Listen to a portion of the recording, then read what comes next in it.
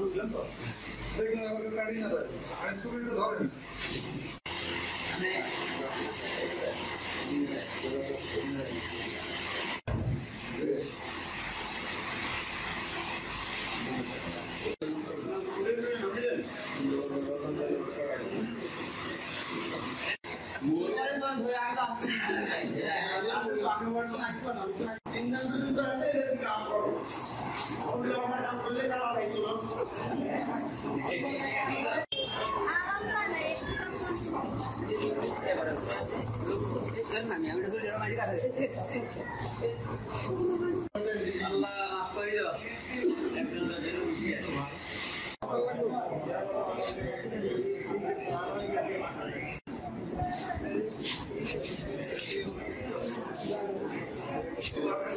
একটা মারাত্মক ইঞ্জুরি ছিল, পরে ব্লেড দিয়ে লেডিস এবং লেডিসটা কাটা হয়ে গেছে।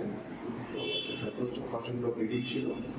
আমরা তৎক্ষণাৎ ইমার্জেন্সি ডিউটি ডক্টর ব্লিডিং বন্ধ করে তারপরে আমি কতটুকু পরবর্তীতে বুঝতে পারবো।